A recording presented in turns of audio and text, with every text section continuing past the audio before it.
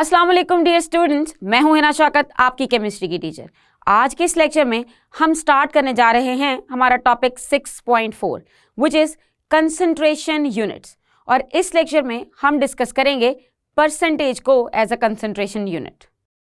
So students, as you know, हमने अपने previous lecture में डिस्कस किए हैं टाइप्स ऑफ सोल्यूशन, और आज के इस लेक्चर में हम स्टार्ट करने जा रहे हैं कंसंट्रेशन यूनिट्स। और अगर बात करें कंसंट्रेशन यूनिट्स की, तो इसमें एक से ज़्यादा कंसंट्रेशन यूनिट्स हम स्टडी करेंगे।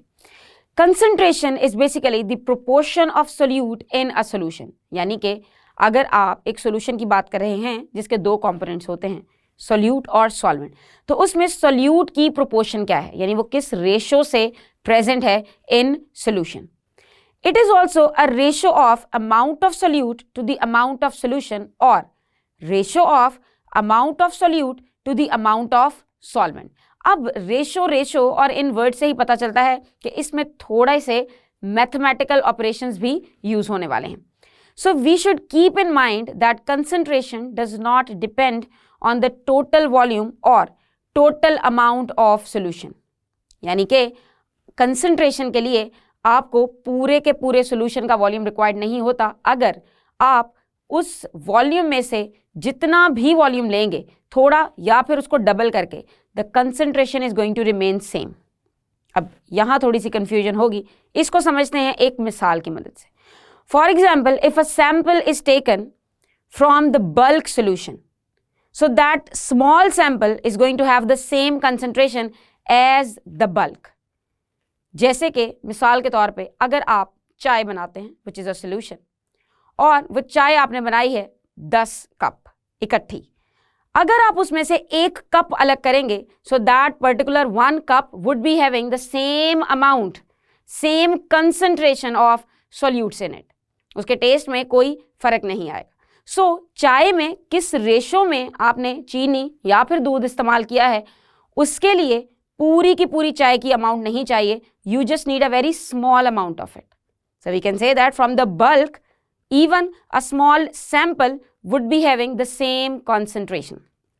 Now, there are various types of unit which is used to express the concentration of a solution, and few units would be discussed in this chapter.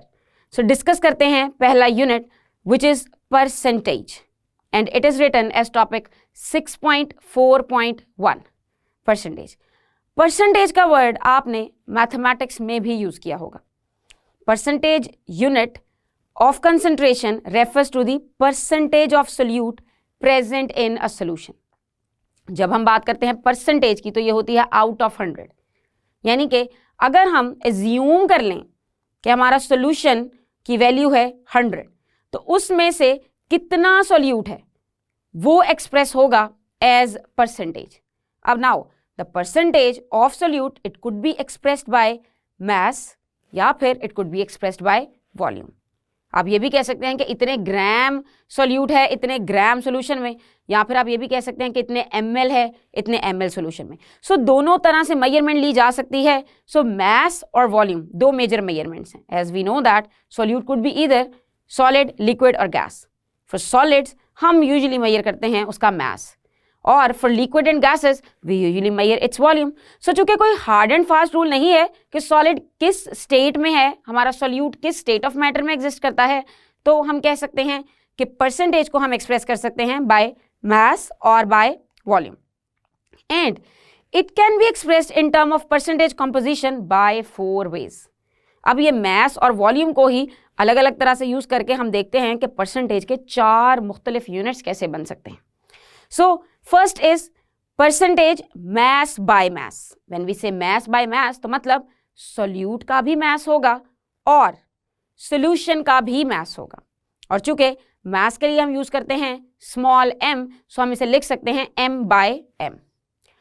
अब अगर देखें दूसरी टाइप की तरफ, सो इट इज मास पर volume, यानी कि solute को तो हम मेजर करेंगे एज अ मास, यानी कि हो सकता है कि आप उसे ग्राम्स में मेजर कर लें या मिलीग्राम्स में मेजर करें, और लेकिन जो सोल्यूशन है it would be measured as volume, यानी सोल्यूशन का हम वॉल्यूम लेंगे।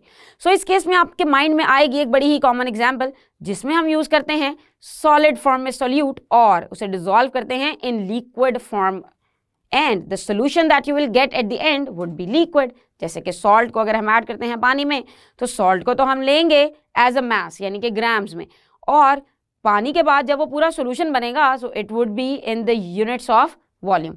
सो हम कह सकते हैं कि परसेंटेज इस तरह के टाइप्स ऑफ सोल्यूशन में आपको शो करनी पड़ेगी मास बाय वॉल्यूम। फिर है हमारे पास percentage volume by mass and then we have percentage volume by volume. अब डिस्कस करते हैं इन सारी की सारी परसेंटेजेस को one by one and let's have a look at their formula, क्योंकि आपको परसेंटेज के क्वेश्चंस भी आ जा सकते हैं। Percentage mass by mass, this is written as topic 6.4.1.1 और जब भी आप इसे शो करेंगे सो चूंकि मास बाय मास है तो you will write m by m और परसेंटेज फाइंड कर रहे हैं तो परसेंट का साइन भी जरूर आएगा। देखते हैं कि हम इसे डिफाइन कैसे करेंगे। It is the number of grams of solute in 100 grams of solution. एक बात हमेशा याद रखनी है कि जो चीज पहले लिखेंगे इट वुड बी सोल्यूट, क्योंकि कंसंट्रेशन फाइंड ही सोल्यूट के लिए करते हैं। सो पहले जिस चीज के ग्राम्स आएंगे वो सोल्यूट होगा और चूंकि हम फाइंड कर रहे हैं सोल्यूशन की percentage, so in 100 grams of solution. अब यहाँ 100 क्यों आया? क्योंकि परसेंटेज है और परसेंटेज 100 में ही बेस्ट आती है। अब इसकी मिसाल लें तो वो आएगी 10% mass by mass sugar solution means 10 gram of sugar is dissolved in 90 grams of water to make 100 gram of solution। अब यहाँ ये बात समझने वाली है कि मैंने कहा कि 10% mass by mass है, यानी कि 10% शुगर प्रेजेंट है। 10% शुगर का मतलब अगर टोटल 100 ग्राम सोल्यूशन है तो उसमें से 10 ग्राम चीनी है। सो बाकी कितने ग्राम्स बचेंगे? There would be 90 grams left. तो मतलब हमने 10 ग्राम शुगर ली है और 90 ग्राम डाला है वाटर, तो हमारे पास बन गया है एक solution which would B 100 gram in total. And calculation of this ratio is carried out by using this formula. Look at this formula. You will start with percentage mass by mass is equal to, now at the top you have to write mass of solute, क्योंकि हम find कर रहे हैं concentration mass की। So mass of solute divided by, now here is a little bit tricky thing. या तो आप इसको लिख सकते हैं कि mass of solution, लेकिन आपको ये पता होना चाहिए कि mass of solution is equal to mass of solute plus mass of solvent। जब हम solution की बात करते हैं तो उसमें solute भी है और solvent भी है। So technically you can write this formula as mass of solute divided by mass of solute plus mass of solvent, और चूंकि हम इसे collectively कह सकते हैं mass of solution, so the final formula would be percentage mass by mass is equal to mass of solute divided by mass of solution multiply by 100।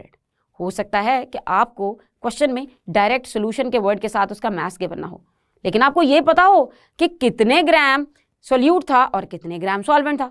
So what you have to do is you just have to add those both values to get your value for solution. So ये तो हुई discussion when you are measuring both things as mass, यानी कि आप दोनों ही चीज़ों को maths के यूनिट्स में मेजर कर रहे हैं। एंड रिमेंबर मैथ्स का यूनिट जो कॉमनली केमिस्ट्री में यूज करते हैं इट इज ग्राम। अब चलते हैं हमारी अगली परसेंट की तरफ which is percentage mass bye volume. अब नाम से पता लग रहा है कि एक क्वांटिटी होगी सॉलिड जिसका हम मास लेंगे और दूसरी होगी लिक्विड जिसका हम वॉल्यूम लेंगे। हम वॉल्यूम के लिए भी मास ले सकते हैं और सॉलिड के लिए भी वॉल्यूम ले सकते हैं, लेकिन फिर भी इस यूनिट में स्पेसिफिकली हमें सॉल्यूट को रखना है ग्राम्स में और दूसरा जो सोल्यूशन होगा वो कोई लिक्विड फॉर्म में होगा और उसे हम वॉल्यूम के यूनिट्स में भी मेजर कर सकते हैं। सो चलते हैं डेफिनेशन की तरफ। It is the number of grams of solute dissolved in 100 centimetre cube of the solution, यानी कि 100 सेंटीमीटर क्यूब ऑफ सोल्यूशन में कितने ग्राम सोल्यूट डिसॉल्व है।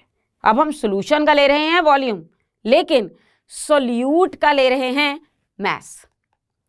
अब अगर देखें इसकी एग्जाम्पल की तरफ, तो अगर आपको एग्जाम्पल रिटर्न आए 10% mass by volume sugar solution, यानी कि 10% mass by volume sugar का मतलब है कि अगर टोटल वॉल्यूम होगा 100 सेंटीमीटर क्यूब तो उसमें 10 ग्राम शुगर है, because this is mass by volume. चूंकि शुगर सोल्यूट है तो उसके लिए यूज करेंगे ग्राम, और पूरे सोल्यूशन के लिए आएगा वॉल्यूम, और उसको हम मेजर करते हैं सेंटीमीटर क्यूब में. Now, the exact volume of the solvent is not mentioned or it is not known. So, formula for percentage mass by volume is mass of a solute divided by volume of solution multiplied by 100. And here, mass of the solute would be in grams and volume of the solution would be in centimeter cubes. अब चलते हैं next percentage की तरफ, which is percentage volume by mass. अब volume पहले आया, हम जानते हैं कि सोल्यूट पहले आता है, तो यहाँ पे सोल्यूट को एक्सप्रेस करेंगे वॉल्यूम के हिसाब से, और जो पूरे का पूरा सोल्यूशन है उसको हम ले रहे हैं मैस में. चलिए देखते हैं किसको रिप्रेजेंट कैसे करते हैं. It is represented by percentage V by M, यानी कि volume divided by mass. It is the volume in centimetre cube of a solute dissolved in 100 gram of solution. Now you can clearly see that solute को हमने major किया है centimetre cube में, और solution के लिए हम यूज कर रहे हैं gram. For example 10% volume by mass alcohol solution in water means 10 centimetre cube of alcohol, and it is dissolved in the volume of water so that the total mass of the solution is 100 gram. अब चूंकि आपने बस उतना solvent डाल देना है जिससे आपका टोटल जो मैस बनेगा सॉल्यूशन का वो 100 ग्राम हो जाए, तो you never know the volume, क्योंकि हो सकता है कि वो वॉल्यूम ज़्यादा हो सकता है कम हो, ये वॉल्यूम डिपेंड कर सकता है किसी भी लिक्विड की डेंसिटी पे, तो आप इसको एग्जैक्टली मेजर नहीं कर सकते. अब चलते हैं कि इस सिचुएशन में जब हम कंसीडर नहीं कर सकते वॉल्यूम को तो क्या होगा. So in such solutions the mass of the solution is under consideration, so total volume of the solution is not considered. जब भी आपके पास वॉल्यूम बाय मैस वाली कंसंट्रेशन आएगी, वॉल्यूम बाय मैस परसेंटेज आएगी, सो इसमें total volume of the solution is not considered, क्योंकि total हम जो सोल्यूशन ले रहे हैं उसको हम मैस की फॉर्म में कर रहे हैं मेजर, तो उसके लिए हम नहीं ले सकते वॉल्यूम को. फॉर्मूले की तरफ देखें, so percentage volume by mass is equal to volume of solution which would be in centimetre cube divided by mass of solute which is in grams and multiply by 100. Percent के लिए आप 100 का term लगाना नहीं भूलेंगे. Last percent is percentage volume by volume. ये तो बहुत ही आसान है, इसमें सोल्यूट भी आप सेंटीमीटर क्यूब में मेजर कर लें और एट द एंड जो सोल्यूशन है उसका भी आप वॉल्यूम ले लें. It is expressed as percentage V by V, दोनों वॉल्यूम्स हैं. नाउ डेफिनेशन की बात करें तो it is the volume in centimetre cube of a solute dissolved per 100 centimetre cube of solution. यानी कि हम वॉल्यूम लेंगे सोल्यूट का इन सेंटीमीटर क्यूब जो कि डिसॉल्व होकर बनाएगा solution up to 100 centimetre cube. Example की बात करें, so 30% alcohol solution volume by volume means 30 centimetre cube है alcohol, and it is sufficient to make how much 100 centimetre cube of total solution. और हम जानते हैं कि अगर 30 सेंटीमीटर क्यूब हम ले रहे हैं एल्कोहल, सो 30% सोल्यूशन बनाने के लिए बाकी बचेगा 70, तो 70 centimetre cube would be water. चूँकि दोनों हैं वॉल्यूम में तो हम दोनों को मेजर कर सकते हैं. So the total volume of the solution it should become 100 centimetre cube. Look at the formula, percentage volume by volume is equal to volume of solute which is written as centimeter cube, volume of solution which is also expressed as centimeter cube क्योंकि ये भी volume है, multiply by 100. अब ये तो थी सारी discussion और हमने सीखे हैं बहुत से फॉर्मूलाज. इन फॉर्मूलाज को अप्लाई भी किया जा सकता है. सो चलिए इन फॉर्मूलाज की एप्लीकेशन को एक एग्जाम्पल की मदद से समझते हैं, विच इज एग्जाम्पल 6.1. सो चलिए एग्जाम्पल को सॉल्व करने के लिए चलते हैं लाइट बोर्ड की तरफ. सो स्टूडेंट्स चलते हैं एग्जाम्पल नंबर 6.1 की तरफ. And statement says that if we add 5 centimetre cube of acetone in water to prepare 90 centimeter cube of aqueous solution, calculate the concentration volume by volume of this solution. अब अगर हम identify करें solute और solvent को in this statement, so you can see that 5 centimetre cube of acetone is dissolved in water. इसका ये मतलब हुआ कि 5 सेंटीमीटर क्यूब एक छोटी वैल्यू है 5, सो अगर ये छोटी वैल्यू है तो एसीटीन होगा solute.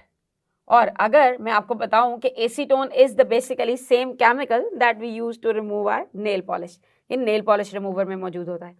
Now they have added 5 centimetre cube in water to prepare 90 centimetre cube of aqueous solution. हम जानते हैं कि एक्वस सोल्यूशन बनता ही तब है जब किसी सोल्यूट को वाटर में डिसॉल्व किया जाए, यानी कि वाटर का सोल्यूशन, उसी को कहते हैं एक्वस सोल्यूशन।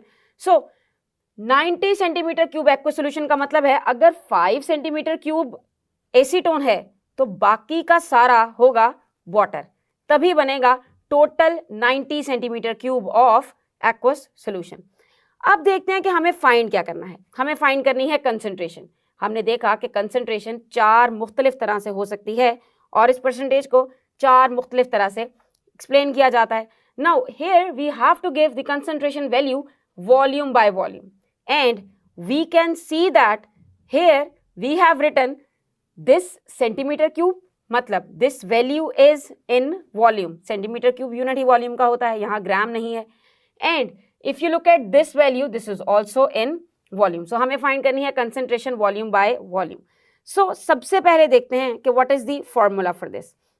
चूँकि ये एक शॉर्ट सी एग्जाम्पल है तो हम इसको डायरेक्ट ही एक फॉर्मूला लिखेंगे और उसमें वैल्यूज पुट करेंगे और हमारा आंसर निकाल लेंगे। So concentration volume by volume, it should be volume of solute. Formula लिखने में जो सबसे ध्यान में रखने वाली चीज है वो ये है कि टॉप पे हमेशा सोल्यूट की वैल्यू आएगी and then you will write volume of solution। volume of solution इसलिए because this concentration is for solution। हमें इसे solution के लिए फाइंड करना है और जब हम ये concentration फाइंड करते हैं तो हमें इसे लिखना होता है परसेंटेज में, so we will multiply it by 100। अब सिंपली करेंगे क्या, we just need to put in the values in this formula and volume of solute which is given in the question is 5। और अगर बात करें वॉल्यूम ऑफ सोल्यूशन की तो वो भी डायरेक्टली ही गिवन है which is 90। और simple at the end we have to multiply it with 100। और अगर आप इसे मैथमेटिकल ऑपरेशंस अप्लाई करते हुए सॉल्व करें so you will get your answer 5.5 और साथ में जो साइन आएगा it is going to be percent. So we can say that this solution is 5.5% volume by volume. मतलब if we are going to add 5 centimetre cube of acetone to make 90 centimetre cube of aqueous solution तो उसकी percentage concentration क्या होगी, it would B 5.5%। अब यहाँ पे आप concentration of solution भी मेंशन कर सकते हैं। सो स्टूडेंट्स, आज के इस लेक्चर में हमने स्टार्ट किए हैं कंसंट्रेशन यूनिट्स और हमने डिस्कस किया है डिटेल से परसेंटेज को और साथ ही साथ देखी हैं उसकी डिफरेंट फॉर्म्स और समझा है with the help of example कि how to apply the concentration formula to calculate our answer. मुझे उम्मीद है कि आपको समझ आया होगा। हम अपने आने वाले लेक्चर में मोलैरिटी को डिटेल में डिस्कस करेंगे। तब तक के लिए अल्लाह हाफिज।